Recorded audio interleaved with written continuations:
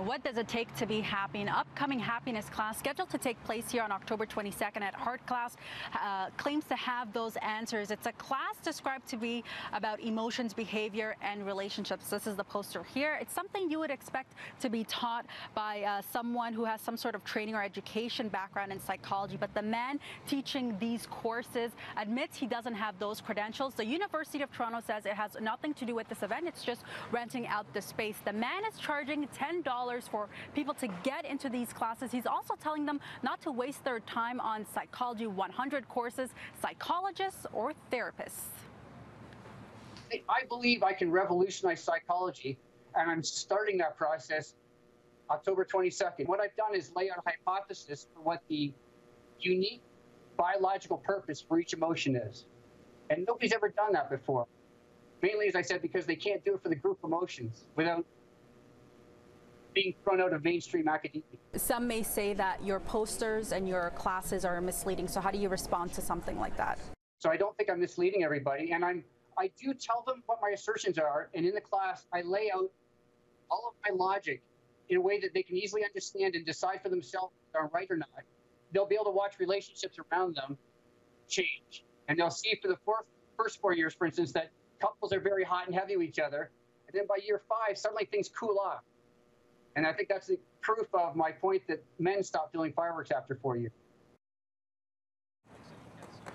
The posters have been spotted on subways in Toronto, and they seem to be marketed towards women. Amongst the claims is that women only fall in love with men of equal or higher rank, and that men fall out of love after 4 years. The ad also uses the same blue and white colors used by the University of Toronto. Though on his website, Mark Devon does say he doesn't have a background or training in psychology or other related fields. The posters don't include that same information, and an experienced psychotherapist says that can be misleading.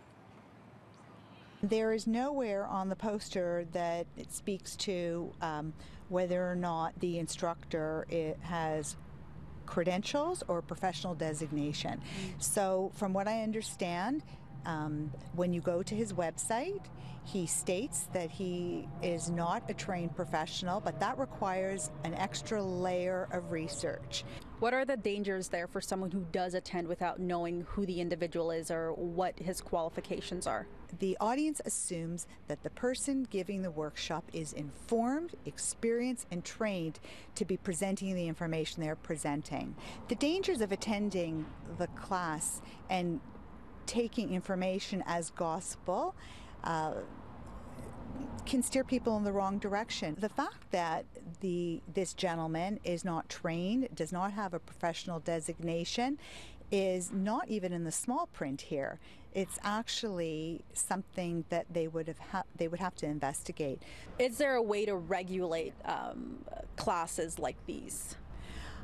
I don't think that there's a way to regulate classes and seminars. I think that it's incumbent upon the attendee to do their homework. It really is caveat emptor.